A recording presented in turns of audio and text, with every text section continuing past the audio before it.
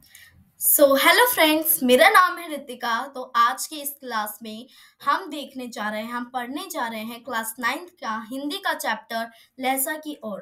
तो लहसा की ओर जो चैप्टर है, राहुल संस्कृत्यान जी ने इस चैप्टर को लिखा है। मतलब सीधे सीधे हम शब्दों में कहें तो लहसा की ओर के लेखक राहुल संस्कृत्यान जी हैं और यहाँ पर उनकी फोटो भी है, जैसे कि आप देख सकते हैं। तो क्लास 9th में क्या है ना, थोड़ा डिफरेंट हो गया सिलेबस। इसमें हमें अब लेखक और कवि की जीवन परिचय भी पढ़ने पड़ेंगे। तो पहले हम पढ़ लेते हैं राहुल सांस्कृत्यान जी के जीवन परिचय, जो कि हमारी बुक में दिया हुआ है। राहुल सांस्कृत्यान जी का जन्म सन 1893 में उनके ननिहाल गांव पंदहा, जिला आजमगढ़, यूपी, उत्तर प्रदेश में हुआ। उनका पैतृक गांव कनेला था। तो गाइस, मैंने अभी दो ही लाइन सिर्फ रीड करी है, पढ़ा है, उसमें हम मेन मेन पॉइंट्स देख लेते हैं। राहुल संस्कृत्यान जी का जो जन्म है वो 1893 ईस्वी में होता है। कहाँ पर होता है? उनके ननिहाल, उनके नानी के गांव में, उनके मम्मी के गांव में, उनके ननिहाल, जिसका जो गांव का नाम है वो है पंदहा, जिला आजमगढ़ और यूपी में है ये उनका गांव। ठीक है। और उनका जो पैतृक गांव है, उनके पापा की साइड वाला जो गांव है वो था कनेला। ठीक है। उनका जो मूल नाम है वो था केदार पांडे। क्या था? केदार पांडे। उनका जो रियल नेम है, मूल नाम मतलब रियल नेम, वास्तविक नाम। ठीक है। उनका मूल नाम केदार पांडे था। उनकी शिक्षा काशी, आगरा और लाहौर में पूरी होती है। ठीक है। सन 1930 में उन्होंने श्रीलंका जाकर बौद्ध धर्म ग्रहण कर लिया। कब उन्होंने, अब क्वेश्चन आ सकता है ऐसे कि उन्होंने कौन से सन में कहां पर जाके बौद्ध धर्म को ग्रहण किया। तो हमारा सीधा सीधा आंसर होगा, अगर हमने चैप्टर और इनकी जीवनी पढ़ी होगी, तो इन्होंने सन 1930 में श्रीलंका जाकर बौद्ध धर्म ग्रहण कर लिया। ठीक है। तब से उनका नाम राहुल संस्कृत्यान हो गया। अब देखो, यहाँ से एक और क्वेश्चन निकल के आता है कि राहुल संस्कृत्यान नाम इनका कब से है। तो हमारा सीधा क्वेश्चन, सन 1930 में जब ये श्रीलंका में बौद्ध धर्म ग्रहण कर चुके थे, तब से इनका नाम राहुल संस्कृत्यान हो गया। ठीक है। राहुल जी पाली, प्राकृत, अपभ्रंश, चीनी, जापानी, रूसी सहित अनेक भाषाओं के जानकार थे।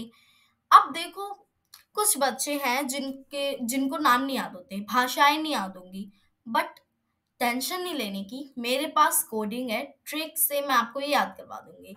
तो पहले ये देखो कि कितनी भाषाएं हैं। पाली है, प्राकृत है, अपभ्रंश है, तिब्बती है, चीनी है, जापानी है और रूसी है। और भी बहुत भाषाएं थी, तो जितनी अभी दी हुई ना वो हमें याद करनी है। ठीक है। अब इसकी ट्रिक मैं आपको बताती हूँ कि जो राहुल जी है ना, वो पाली में जाते हैं। कहाँ जाते हैं? पाली में जाते हैं और प्रकृति का आनंद उठाते हैं। किसका आनंद उठाते हैं? प्रकृति का। गाइस, याद रखना, ये सिर्फ कोडिंग है, रियल स्टोरी नहीं है। ठीक है। तो पाली में राहुल जी जाते हैं और प्रकृति का आनंद उठाते हैं और अपने आप को एक ब्रह्म में ले जाते हैं। ब्रह्म मतलब एक सपने में ले जाते हैं। अपभ्रंश हो गया इससे कि तिब्बती, चीनी, जापानी, रूसी एक जैसे हैं। मतलब जब वो अपने आप को ब्रह्म में ले जाते हैं और सोचते हैं, देखते हैं, अपने आप को कहाँ ले जाते हैं? अपने आप को तिब्बत में ले जाते हैं। ब्रह्म अपने आप के सपने में तिब्बत में वो अपने आप को ले जाते हैं और देखते हैं कि चीनी, जापानी, रूस जो है वो एक जैसे लग रहे हैं। तो उनकी कितनी भाषा होगी? पाली होगी, प्राकृत हो गई, तिब्बती होगी, रूसी होगी, जापानी होगी, चीनी होगी, अपभ्रंश हो गए।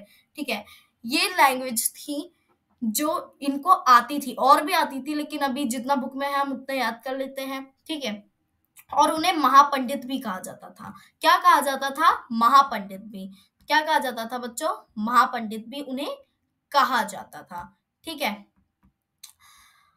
सन 1963 में उनका देहांत हो गया। अब ये मोस्ट इंपॉर्टेंट क्वेश्चन एमसीक्यू में 1 मार्क्स का आ सकता है कि उनकी डेथ कब हुई, उनका देहांत, उनकी मृत्यु कब हुई।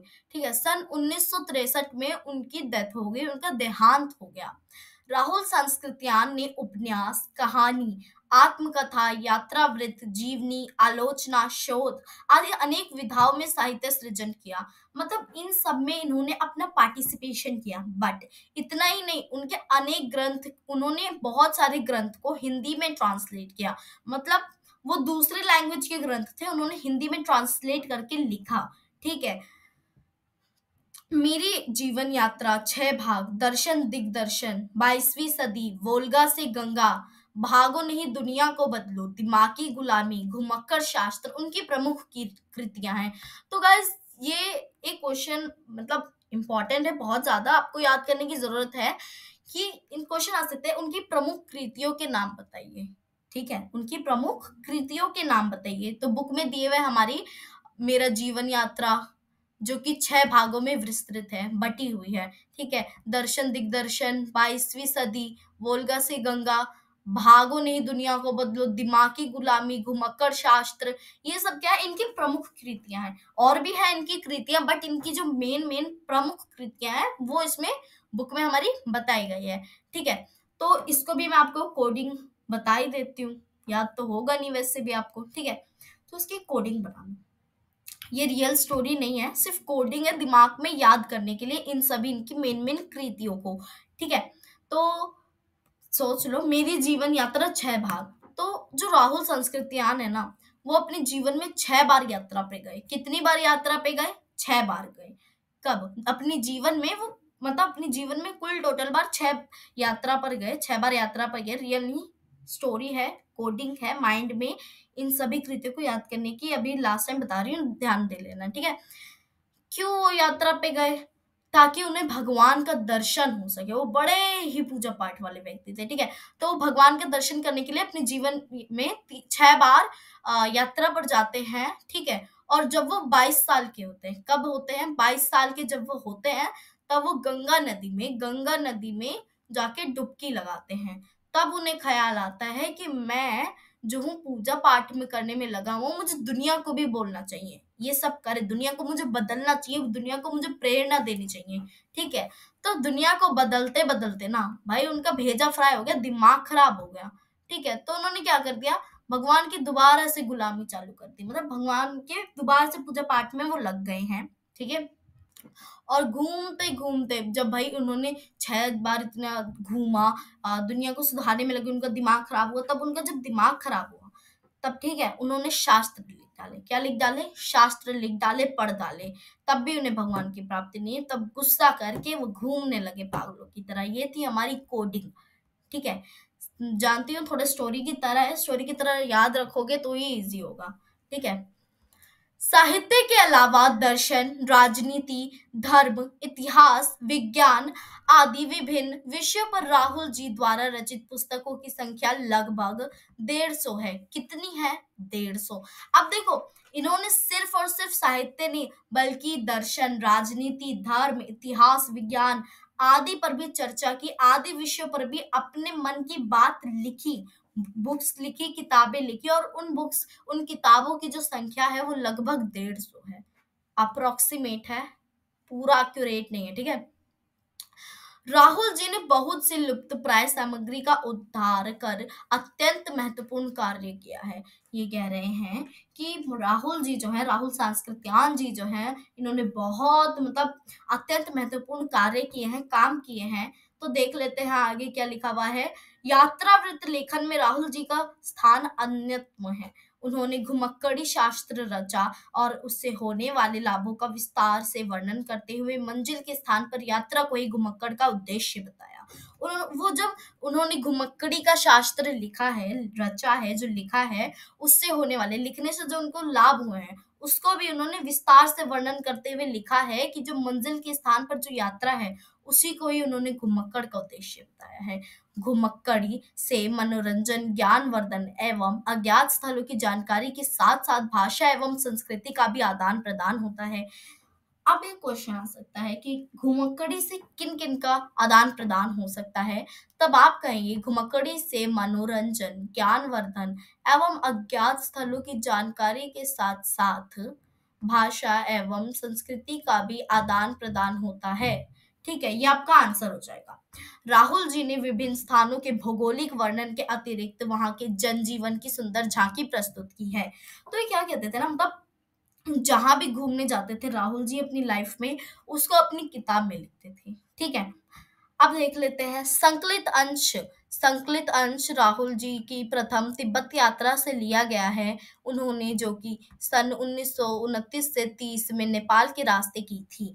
उस समय भारतीयों को तिब्बत की यात्रा की अनुमति नहीं थी, इसलिए उन्होंने यह यात्रा एक भिखमंगे के छद्मवेश में की थी। इसमें तिब्बत की राजधानी ल्हासा की ओर जाने वाले दुर्गम रास्तों का वर्णन उन्होंने बहुत ही रोचक शैली में किया है। इस यात्रा वृतांत से हमें उस समय के तिब्बती समाज के बारे में भी जानकारी मिलती है। तो ये जो पैराग्राफ है ना, ये ल्हासा की ओर के बारे में कुछ थोड़ा-सा, जैसे होता है ना चैप्टर के पहले हमें थोड़ा-सा बता दिया जाता है, हिंट मेन-मेन ऊपर का बता दिया जाता है क्या-क्या होगा। तो वैसे ही ये है, ल्हासा की ओर में हम क्या-क्या पढ़ने वाले हैं, तो ये पूरा है उस बारे में, ठीक है?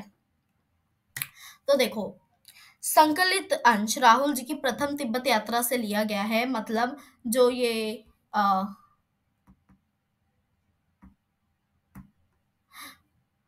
ठीक है, जो ये चैप्टर है ल्हासा की ओर, ये कब क्यों लिखा, कब लिखा? ये जब राहुल जी अपनी पहली तिब्बत की यात्रा पे गए थे ना, तब इन्होंने ये बुक लिखी थी ल्हासा की ओर, ठीक है?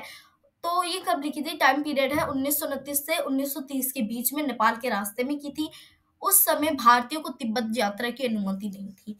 मतलब भारतीयों को तिब्बत में जाने की अनुमति नहीं थी, तिब्बत की यात्रा की अनुमति नहीं थी, ठीक है? इसलिए उन्होंने यात्रा तो नहीं करनी थी भाई, वो भी बहुत जिद थी, यात्रा तो नहीं करनी थी, ठीक है? तो उन्होंने क्या किया, ये यात्रा ने एक भिखमंगे के रूप में किया। भिखमंगा मतलब वेश बदल लिया, अपना वेश बदल लिया, भिखमंगा वाली वेशभूषा डाल ली, ठीक है?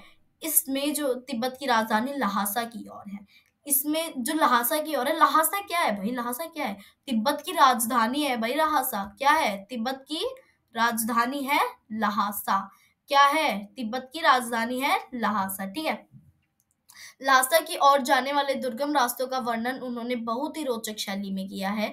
इस यात्रा वृतांत से हमें उस समय के तिब्बती समाज के बारे में भी जानकारी मिलती है। तो इसमें क्या कह रहे हैं कि जो ल्हासा की ओर में आने वाले रास्ते हैं, ठीक है? ल्हासा की ओर मतलब जब ये ल्हासा जा रहे थे, तिब्बत में जा रहे थे, तो जो आने वाले बीच के जो रास्ते थे, उन्होंने इसका वर्णन इस चैप्टर में किया है, इस पाठ में किया है। और तो और ये भी बताया कि उस वक़्त का तिब्बती समाज कैसा होता था, किस प्रकार का होता था, ठीक है? तो चलिए हम चैप्टर की तरफ आगे बढ़ते हैं। हमारा चैप्टर है ल्हासा की ओर, ठीक है? मैंने आपको थोड़ा पहले ही बता दिया इस चैप्टर में हम क्या-क्या पढ़ेंगे। ल्हासा क्या है? ल्हासा तिब्बत की राजधानी है, ठीक है? वह नेपाल से तिब्बत जाने का मुख्य रास्ता है। फरी-कलिंगपोंग का रास्ता जब नहीं खुला था, तो नेपाल ही नहीं, हिंदुस्तान की भी चीजें बहुत इसी रास्ते तिब्बत जाया करती थी। अब देखो, इसमें क्या कहा गया है पहली दो लाइनों में, कि बताया जा रहा है कि नेपाल से तिब्बत जाने का एक मुख्य रास्ता है फरी-कलिंगपोंग। फरी-कलिंगपोंग एक रास्ते का नाम है जो कि नेपाल से तिब्बत जाता है। तो जब वो नहीं खुला था ना, देखो, उस रास्ते से नेपाल के साथ साथ हिंदुस्तान भी अपना जो सामान था वो तिब्बत तक भेजता था, ठीक है? और जब ये रास्ता बंद था, फरी कलिंगपोंग, जब ये रास्ता है, जब ये बंद था, तब यह व्यापारी की नहीं, सैनिक रास्ता भी था। इसलिए जगह जगह फौजी चौकियां और किले बने हुए थे, जिनमें कभी चीनी पलटन रहा करती थी। तो ये सिर्फ तो ये जब रास्ता बंद था, कौन सा रास्ता? फरी कलिंगपोंग, जब ये रास्ता बंद था, तब एक दूसरा रास्ता था ल्हासा। ल्हासा राजधानी है, वो भी एक रास्ता है, वहां से भी एक रास्ता होता था जहाँ से नेपाल और हिंदुस्तान जाते थे, हिंदुस्तानी के लोग जाते थे, ठीक है? भारतीय जाते थे हमारे तिब्बत में। तो फिर ल्हासा की ओर से जाते थे। तो जो ल्हासा के बारे में बता रहे हैं, तो जो ल्हासा है ना, यह एक व्यापारी की नहीं, सैनिक रास्ता भी था। कैसा रास्ता था? व्यापारी के साथ-साथ यह एक सैनिक रास्ता भी था। इसीलिए जगह-जगह फौजी चौकी और किले बने हुए थे। अब यहाँ कभी भी हमला हो सकता था, क्योंकि ये एक सैनिक रास्ता भी था, व्यापारिक रास्ता भी था, यहाँ क्राउड ज़्यादा होगा। तो एक बात बताओ, दुश्मन जो देश है हमारा, ठीक है? तो फिर अगर जैसे कि आप पे वो हमला कहाँ करेगा? जहाँ ज़्यादा क्राउड होगी, भीड़ होगी, भीड़-भड़ाका होगा। तो यहाँ पे ये सैनिक रास्ता भी साथ-साथ, इसलिए यहाँ पे बहुत सारे फौजी चौके और किले बने हुए थे, जिनमें कभी चीनी पलटन रहा करती थी। उन किले, जो किले बने हुए थे वहाँ ल्हासा की ओर में, ठीक है? वहाँ कभी जो है चीनी पलटन भी रहा करती थी, चीन के लोग भी रहा करते थे, ठीक है? आजकल बहुत से फौजी मकान गिर चुके हैं। तो जो पहले फौजी के मकान होते थे, फौजी जहाँ रहते थे, आजकल वो मकान भी गिर चुके हैं। दुर्ग के किसी भाग में जहाँ किसानों ने अपना बसेरा बना लिया है। दुर्ग मतलब महल, वहाँ महल जो है, ठीक है? किले जो हैं उसमें महल के एक भाग में, किसी भाग में, ठीक है? ये राहुल संस्कृत्यान बताते हैं कि महल के किसी भाग में किसानों ने अपना बसेरा बना लिया है। वहां घर कुछ आबाद दिखाई पड़ते हैं, मतलब जो घर है वो खाली, कुछ कुछ जो घर है वो कुछ कुछ घर खाली दिखाई पड़ते हैं। ठीक है।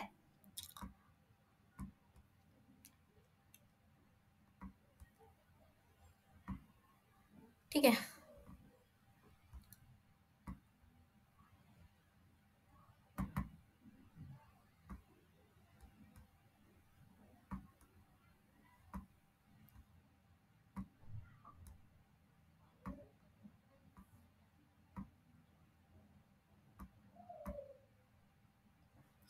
ठीक है, कुछ घर खाली भी दिखाई पड़ते हैं। ऐसा ही प्रत्येक एक चीनी किला था, ऐसे ही वहां पर एक पुराना चीनी किला भी था। ठीक है। हम वहां चाय पीने के लिए ठहरे। हम कौन भाई? हम मतलब जो इधर के लेखक हैं, लेखक ने अपना पूरा एक्सपीरियंस लिखा है लहासा की ओर में, तिब्बत की कैसा कैसा है, वहाँ के लोग कैसे थे, वहाँ क्या क्या होता था, कैसे लोग व्यापार करते थे। ठीक है। ये इस चैप्टर में पूरा लिखा है विस्तार से। तो कहाँ रुके? ये एक चीनी किला था, प्रत्येक वहाँ एक पुराना चीनी किला था। ठीक है। वहां पे लेखक रुके, राहुल संस्कृत्यान जी रुके चाय पीने के लिए। तिब्बत में यात्रियों के लिए बहुत सी तकलीफें भी हैं और कुछ आराम की बातें भी हैं। मतलब तिब्बत में जो टूरिस्ट है, जो घूमने वाले यात्री हैं, जो घूमने के लिए आए हैं तिब्बत, या फिर ऐसे ही किसी विजिट करने आए हैं, तो फिर उनके लिए तकलीफें भी हैं और कुछ आराम की बातें भी हैं। अब देखो, इसमें क्या है ना कि पहला एक बहुत अच्छी बात है तिब्बत में, तिब्बत के लोगों की, कि वहां जाति पाति छुआछूत का कोई सिस्टम ही नहीं है भाई। कोई सवाल ही नहीं है, कोई सिस्टम ही नहीं है, और ना औरतें पर्दा ही करती हैं। मतलब कि वहां डिस्क्रिमिनेशन नहीं है, बिल्कुल भी इतना सा भी डिस्क्रिमिनेशन नहीं है, छुआछूत भी नहीं है, ना जाति पाति का, ना वैसे ही कलर वलर का। ठीक है। और जैसे कि आपने अभी भी देखा होगा, हमारे पुराने गांवों में जो औरतें हैं वो घूंघट पर्दा रखती हैं। ठीक है। लेकिन तिब्बत की जो महिलाएं हैं, औरतें हैं, वो पर्दा नहीं रखती। बहुत निम्न श्रेणी के भिखमंगों के लोग चोरी के डर से घर के भीतर नहीं आने देते। नहीं तो आप बिल्कुल घर के भीतर चले जा सकते हैं, चाहे आप बिल्कुल अपरिचित हो, तब भी घर की बहू या सासू को अपनी झोली में से चाय दे सकते हैं। अब इसका मतलब समझो, अगर आप बहुत ही गंदे कपड़े पहने हो, बहुत ही अजीब से क्रीपी से दिख रहे हो, ठीक है, भिखमंगे हो, ठीक है, बहुत ज्यादा ही वैसे नीच, तो फिर जो तिब्बत के लोग हैं आपको बिल्कुल भी इतना सा भी अपने घर के पास नहीं आने देंगे। ये सोच के कि आप पक्का ना पक्का चोर हो गए। पहले आपके माइंड में ऐसे कुछ ना हो भावना कि आप चोर हैं, कि मैं इस घर में चोरी करूंगा। भाई आप देखो, आप सोच लो अभी के लिए, ठीक है, वैसे तो हो नहीं। जैसे कि आप भीख मंगे हो, आप किसी के घर जाते दूसरे शहर में, आपके कपड़े थोड़े से खराब है, नीचे ठीक है, गरीबों वाले, भिखमंगों वाले, तो वो आपको अपने घर के पास पास से गुजरने भी नहीं देंगे, बिकॉज ये सोच के कि आप चोर हो। भले आपके दिल में ऐसी कोई भावना नहीं है चोरी करने की, बट वहां के लोग हैं, ऐसे लोगों को अपने घर के पास भी नहीं आने देते। लेकिन अगर आप हाई क्लास के हो, मतलब हाई क्लास मतलब जैसे कि अच्छे कपड़े पहने हो, तो आप घर के पास आ सकते हो, चाहे तो अंदर भी आ सकते हो। वहां की जो घर की बहू या सास है वो आपको चाय देंगे अपनी झोली में से निकाल के।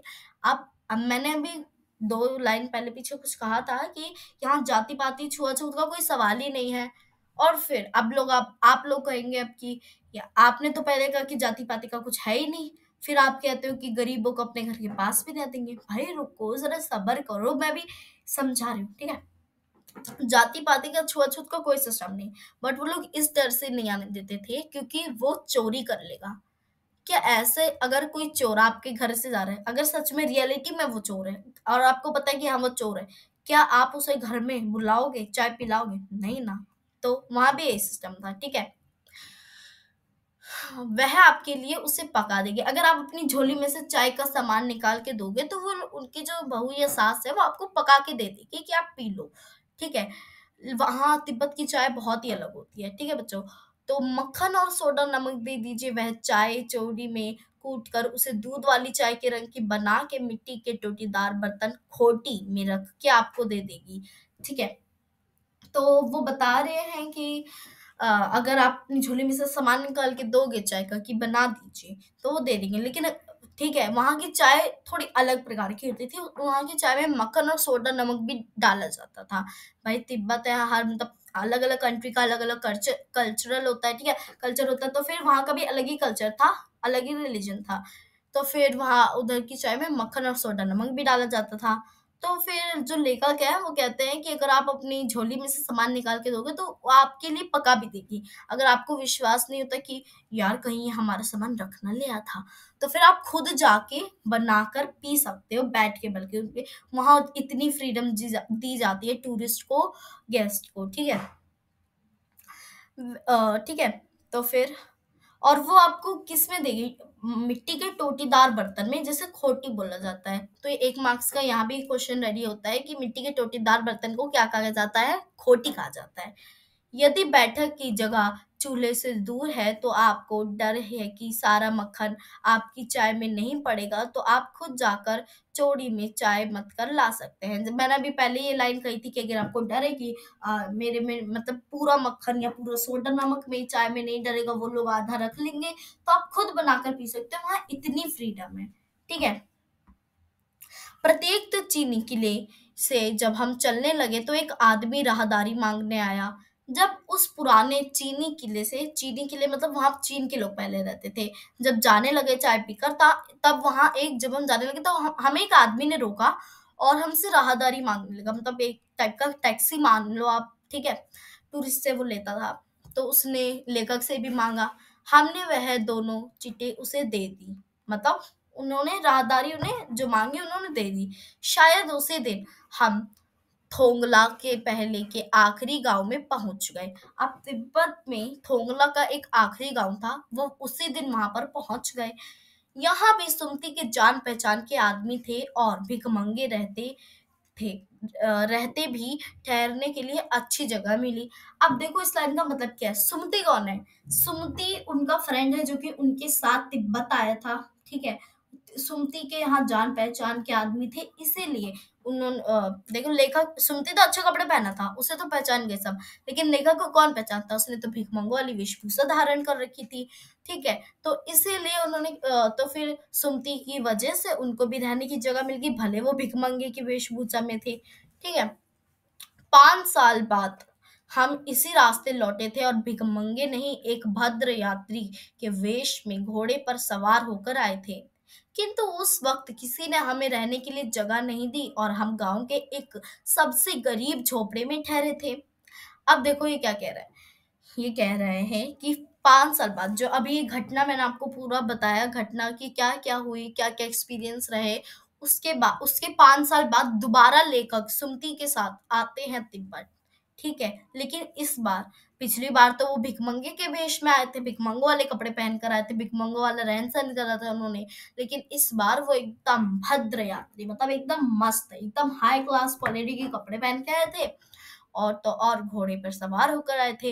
लेकिन जब वो अब आए तो उन्हें अभी भी रहने के लिए अच्छी जगह नहीं मिली, ठीक है। वो एक गांव के सबसे गरीब झोपड़े में ठहरे थे। बहुत कुछ लोग की उस वक्त की मनोवृत्ति पर ही निर्भर है, खासकर शाम के वक्त छंग पीकर बहुत कम होश हवास को दुरुस्त रखते हैं। मतलब ये कह रहे हैं कि शायद हमारी भी गलती थी कि हम शाम को पहुंचे, क्योंकि सुबह जाते तो हमें अच्छी जगह मिल जाती रहने को, शाम को क्या है ना कि छंग जो है वो एक तरफ का अल्कोहल मान लो, शराब, जिसे लोग पीकर होश हवास अपना खो देते हैं, उन्हें किसी से कुछ मतलब नहीं होता। इसलिए वो कहते हैं अगर हम दोपहर में गए होते तो क्या पता हमें रहने की अच्छी जगह मिल जाती। तो यही कहते हैं लेखक, ठीक है। अब हमें सबसे विकट डांडा थोंगला पार करना था। अब सबसे भाई इतना वो हार्ड है ना, इस इन्हें ये पार करना था। तिब्बत की एक जगह है डांडे, तिब्बत में सबसे खतरे की जगह है। 16-17 हजार फीट की ऊंचाई होने के कारण उनके दोनों तरफ मीलों तक कोई गांव गिराव नहीं होते। नदियों के मोड़ और पहाड़ों के कोनों के कारण बहुत दूर तक आदमी को देखा नहीं जा सकता, ठीक है। तो ये क्या कह रहे हैं कि अब इन्हें डांडा थोंगला पार करना था। डांडा जो है ना, डांडे जो है तिब्बत की सबसे खतरनाक जगहों में से एक है। ये 16-17 हजार फीट की ऊंचाई पर है, इतना ऊंचा है भाई। अब पार करना था, लेकिन भाई कुछ रेलिंग वेलिंग मतलब सेफ्टी के लिए कुछ था ही नहीं, कैसे पार करते वो? नदियों के मोड़ और पहाड़ों के कोनों पर कारण बहुत दूर तक आदमी को देखा नहीं जा सकता था। अब भाई नदियाँ थी, पहाड़ थे, ऊपर नीचे भाई लोग इंसान मतलब दूसरा इंसान दूसरे इंसान को ऊपर पहाड़ी से नीचे कैसे देखता है? एकदम चींटी से भी कम नज़र आता है, इतनी ऊँचाई पर था वो, ठीक है? डाकुओं के लिए यही सबसे अच्छी जगह है। अब ये कह रहे हैं कि डाकू जो हैं, चोर-वोर, इनके लिए सबसे अच्छी जगह है क्योंकि भाई उन्हें अब वहाँ से सुनसान रास्ता था वो, ठीक है? तिब्बत में गाँव में आकर खून हो जाए, तब ये तो खूनी को सज़ा भी मिल सकती है, लेकिन इन निर्जन स्थानों पे मरे हुए आदमियों के लिए कोई परवाह नहीं करता। ये कह रहे हैं कि अगर तिब्बत के कहीं गाँव-वाँव में होती मर्डर, तो फिर उस खूनी को हम सज़ा भी दे देते। लेकिन अब इस निर्जन स्थल पर हुई, हम कैसे सज़ा दें? क्योंकि भाई हमें पता भी नहीं, क्योंकि डाकुओं का तो काम ही है। पता है इसमें क्या करते थे डाकू? पहले मार देते थे इंसान को, देन चेक करते थे उसके पास क्या है क्या नहीं। अगर पैसे हैं तो ठीक है, नहीं तो ठीक। फिर भी मार के तब बाद में चेक करते थे। इतना खतरनाक वहां का डाकुओं का सिस्टम था, ठीक है? और जो निर्जन मतलब जो पहाड़ी पर वहां मरते थे लोग, उनकी कोई भी परवाह नहीं करता था, पता ही नहीं चलता था इतना वो है। सरकार खुफिया विभाग और पुलिस पर उतना खर्चा नहीं करती, और वहां गवाह भी तो कोई नहीं मिल सकता। डकैत पहले आदमी को मार देते थे, उसके बाद देखते थे कि कुछ पैसा है कि नहीं। हथियार का कानून न रहने के कारण यहाँ लाठी की तरह लोग पिस्तौल बंदूक लिए फिरते हैं। तो यही कह रहे हैं कि जो वहाँ की जो सरकार थी वो इतने पैसे नहीं खर्च करती थी, ठीक है? कहाँ किसके ऊपर नहीं। अभी यहाँ से 2 मार्क्स 1 मार्क्स का क्वेश्चन है, सरकार जो है वो किसके ऊपर पैसे नहीं खर्च करती थी? इसका आंसर होगा सरकार खुफिया विभाग और पुलिस पर उतना खर्च नहीं करती थी, ठीक है? डाकू यदि जान से ना मारे तो खुद उसे प्राणों की खतरा है। अगर डाकू उस इंसान को जिसने उसे मतलब किडनैप किडनैप करे तो रोका है पैसों के लिए, अगर उसे जान से ना मारे तो वो खुद फँस जाएगा, इसलिए वो जान से मार देते थे। गाँव में हमें मालूम हुआ कि पिछले ही साल टोंगला के पास खून हो गया। शायद खूनी की हम उतनी परवाह नहीं करते क्योंकि हम भिखमंगे थे और कहीं-कहीं वैसी सूरत देखते। टोपी उतार, जीभ निकाल, कूची कूची दया दया, एक पैसा कहते भीख मांगने लगते। लेकिन पहाड़ ऊंची चढ़ाई थी, पीठ पर सामान लाद कर कैसे चलते? और अगला पड़ाव 16-17 मील से कम नहीं था। मैंने सुमति से कहा कि यहाँ से लंगकोर तक के लिए 2 घोड़े कर लो, सामान भी रख लेंगे और चढ़ चलेंगे। अब देखो क्या होता है आगे की स्टोरी में। ये क्या है ना, परवाह नहीं है। ये कहते हैं कि अगर भाई डाकू हमको रास्ते में मिलेगा तो हम अपना खुद जीभ निकाल के टोपी निकाल के हम कुछ कुछ मतलब दया से वो हमें दे देंगे पैसे। हम खुद अपना हाथ फैला लेंगे पैसों के लिए, क्योंकि ये तो भाई खुद ही भिखारी थे, है ना? लेकिन पहाड़ की ऊंची चढ़ाई थी तो सामान कैसे लाद कर चलते? ठीक है, तो अब इनको अब चढ़ाई करनी थी, वो 16-17 मील से कम नहीं थी, बहुत ज्यादा थी। तो लेखक ने, राहुल सांस्कृत्यायन जी ने, सुमति अपने दोस्त से कहा कि यार सुनना, लंगकोर के लिए ना हम 2 घोड़े कर लेते हैं, उसमें हम सामान भी रख लेंगे और चढ़ भी लेंगे। तो ये लेखक कहते हैं अपने दोस्त सुमति से, ठीक है? ज्यादा बड़ा चैप्टर नहीं है, 2 पेज और है, पढ़ लेते हैं, ठीक है गाइस? दूसरे दिन हम घोड़े पर सवार होकर ऊपर की ओर चले। डांडे से पहले एक जगह चाय पी और दोपहर के वक्त डांडे के ऊपर जा पहुंचे। हम समुद्र तल से 17-18 हजार फीट ऊंचे खड़े थे। हमारी दक्षिण तरफ पूर्व से पश्चिम की ओर हिमालय के हजारों श्वेत शिखर चले गए थे। भीटे की ओर दिखने वाले पहाड़ बिल्कुल नंगे थे, ना वहां बर्फ की सफेदी थी, ना किसी तरह की हरियाली। अब देखो, वो कहते हैं कि दूसरे दिन, अगले ही दिन जब वो चढ़ जाते हैं, तब वो घोड़े पर सवार होकर डांडे के लिए निकल जाते हैं। और जाते वक्त उन्होंने एक जगह रुके, चाय भी पी ली थी, दोपहर का वक्त था भाई, ठीक है? तो जब वो दोपहर के वक्त डांडे पर पहुंच जाते हैं समुद्र तल से, तब वो समुद्र तल से जब वो 18,000 मतलब नीचे से ऊपर, मतलब पूरे वो कहाँ पर उतना ऊंचा पहुंचता है, 18,000 फीट, तो वो ऊपर चढ़ चुके होते हैं, ठीक है? हमारे दक्षिण तरफ पूरब से पश्चिम की ओर हिमालय के हजारों श्वेत शिखर चल रहे थे। वो बता रहे कि हमारी जो उनकी जो दक्षिण है, पूरब से पश्चिम की ओर हिमालय के हजारों श्वेत शिखर थे। उनके ऊपर जो है वो जो बर्फ जमी हुई थी, भीटे की और दिखने वाले पहाड़, भीटे मतलब दूसरी साइड दिखने वाले जो पहाड़ थे बिल्कुल ही नंगे थे, ना बर्फ की सफेदी थी, ना किसी तरह की हरियाली थी उन पर। उत्तर की तरफ बहुत कम बर्फ वाली चोटियां दिखाई पड़ती थी। सर्वोच्च स्थान पर डांडे के देवता का स्थान था, जो पत्थरों के ढेर, जानवरों की सींगों और रंग बिरंगे कपड़ों की झंडियों से सजाया जाता